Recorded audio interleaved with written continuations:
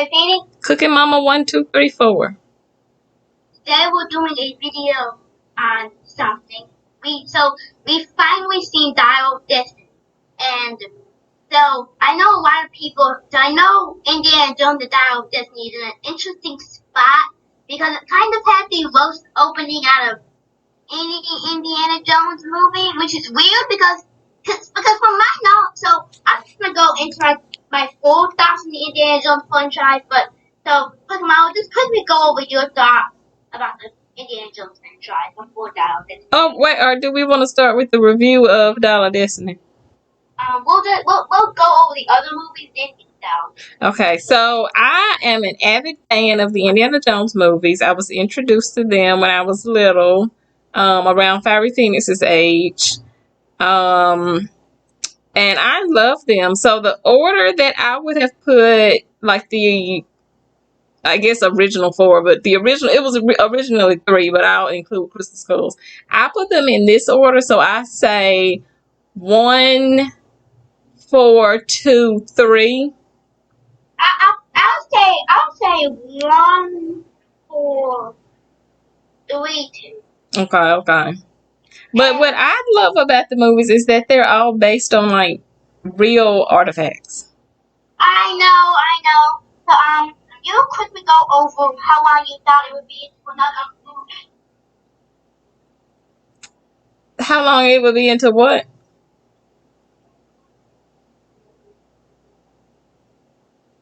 So the Indiana Jones movies are kind of like, I guess in true George Lucas fashion, they're kind of spread out. So like the first three came out in the 80s, and then Crystal Skulls, the 4th installment, didn't come out until 2008. And so then the 5th installment, Dial of Destiny, came out now. Right, so 15 years later. Or did I just see like a long time? This was not supposed to happen. But continue.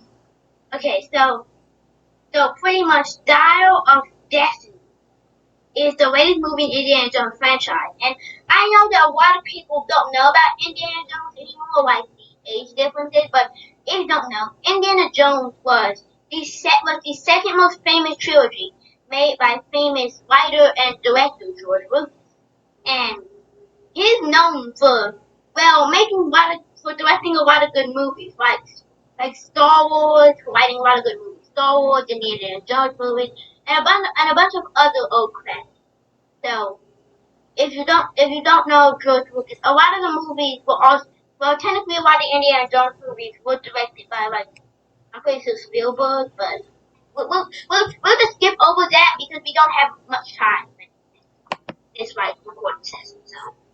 So Indiana Jones and the Dial of Destiny. We do have the trailer claim, right? Yes. Dial of Destiny is it's one of my favorites in the trilogy, but it kind of misses. The problem is the stories of Dial, but the Indiana Jones franchise relies a lot on its villain to be good. Because if the villain isn't good, then Indiana can't really do much. Like if the villain isn't really a good villain, a good plan, we just actually give him a challenge. Because after the first movie, it was pretty much clear that he was an adventure hero and he was a good adventure hero. So the villain has to be a skilled villain for it to actually make sense for Indiana to have a challenge. And Dial of Destiny with the Nazi guy isn't that good. So do a quick run through the plot. By the way, if you haven't seen Dial of Destiny, spoiler, will go and watch the movie, then come back to the video. Okay, we've spoken, that's okay. So, I'm going to go over the plot real quick. Okay, so like I mentioned, this movie picks up in real time 15 years after Crystal Skulls, but in like the Indiana Jones world, it's happening. You know what? I think it was still 15 years after the last movie. So it's like 1969. When it comes on, Indiana is kind of like out of sorts. Like we haven't seen him like this before. Like he's kind of depressed and like drinking and stuff. So long story short, he runs into his this is a spoiler. He runs into his goddaughter. She's after like this artifact called the Antikythera. And it's Iron of a Deal, which is also kind of called the Dial. Right. And it's a Nazi guy after it. It's like the Nazi guy's plan is like, so this is already, we've already done a spoiler warning. So like we technically can talk about anything we want, so like no spoilers. So once again we see Nazis, which is a recurring thing throughout most of the movies. The Nazis put the skulls.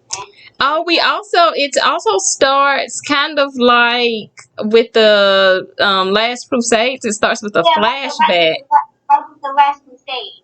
Yeah, it starts with a flashback to when Indiana was like, young. Yeah.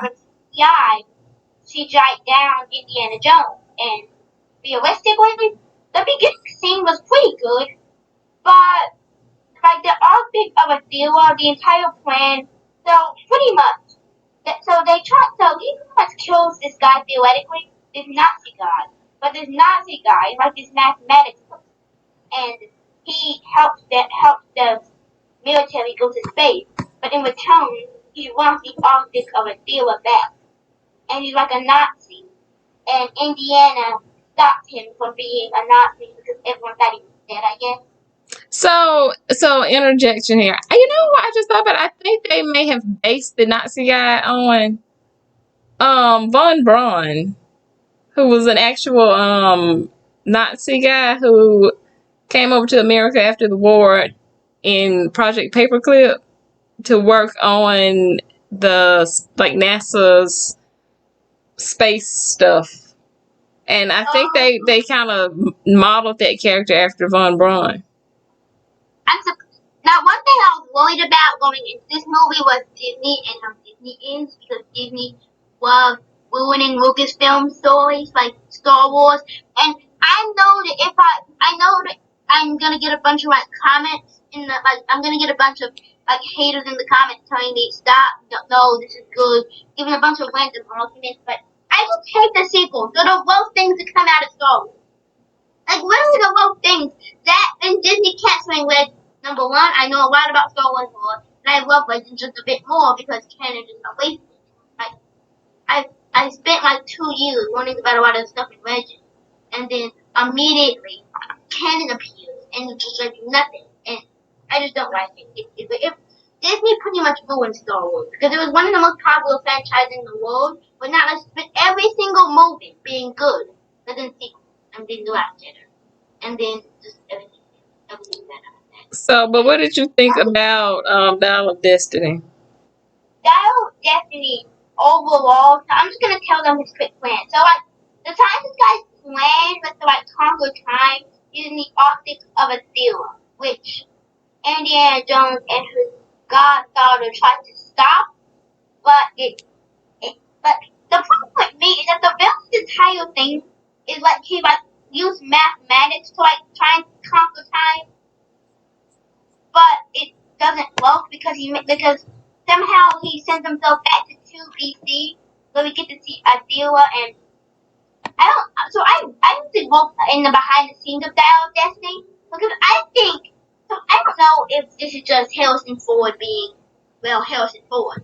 But he literally, I don't know, but I feel like he asked for Disney to kill off Indiana Jones in Indiana Jones and the Dial of Destiny, but because at the end of the movie, he got to kill himself off for some reason. Which really makes me think that he doesn't know what he's doing. So, like, Indiana Jones got stopped one time he's about to die. Really? How many times have we seen him get shot and be perfectly fine? True. Like, they pretty much are like saying that because he's old now, he's weak when he can't.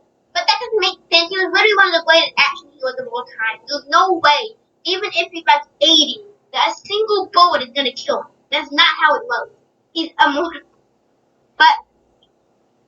But pretty much, he wants to stay back, but he gets brought back to the time bomb by his goddaughter, which is a good thing. But the thing with these plans that, like, so he's trying to, like, kill while like he was gonna try to like kill Hitler, which was not right because number one, he was not gonna become in command, and number two, he might have known every move the Americans were gonna make.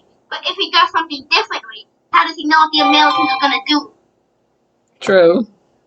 So he literally can't do anything because the only reason why it died was is because they got. But pretty much Hitler was the one who started the war, but because he didn't start the war, like it didn't make sense. So yeah, his entire plan was for them to stop World War II and like make him take command of World War II. It's a shame. Well, I think his plan was to. He felt the evil Nazi scientist guy. I can't remember his name.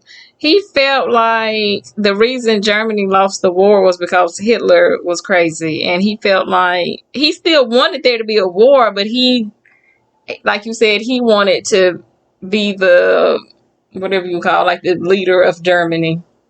Or I guess maybe not necessarily him. I don't think he necessarily wants to be the leader of Germany, but I think he felt like if somebody else besides Hitler was in charge, then Germany would have won the war. But I feel like his plan would have made a lot more sense if he was like had a plan that would like make him become the leader, and then because he had knowledge of the future, he would be able to predict what the Americans were gonna do, and he could stop them from attacking them because he knew what the most devastating attack was gonna be, and he could stop it. So they would have more resources overall, and they could have won. So True. for me, Dial of Destiny is not. It's not as good as any of the original movies. Like it's not as good as any of the original movies. The opening scene is really good, but the villain. But for me, the movie's really good. The movie's good, but the villain kind of just falls flat. What would you rate it? I'll say it's better than 2. I say it's better than 2. Oh, you didn't care for Temple of Doom, huh? I didn't. Okay, so you're going 1, 4, 3, 5, 2? Yes. Okay. That's my ranking. I would go 1, 1, 4. I don't know because I think I'm actually gonna have to tie this with Cruise. I don't know. Let me think about it. Okay, I'm gonna go 1, 4.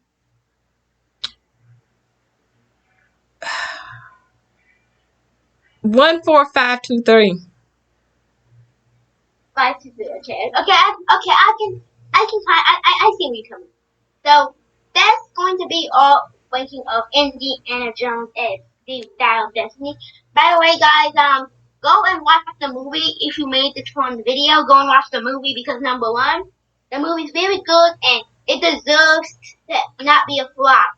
If it's a flop just because of Disney's reputation with Lucasfilm, please just don't make it a flop. Like, come on. So I have the box office numbers here. I pulled them up. It says as of 6 days ago, it has grossed 247.9 million so far. That's not that. So, but I think it's pretty good because the budget was like, I think the budget was 350 or 400. So it hasn't broken even yet, but I mean, I guess for nowadays, if a movie breaks even, that should probably be considered like good. Okay, so that is it for this video on so remember to like and subscribe because remember to like and subscribe. So Fire Phoenix Cooking Mama 1, 2, 3, 4. signing off.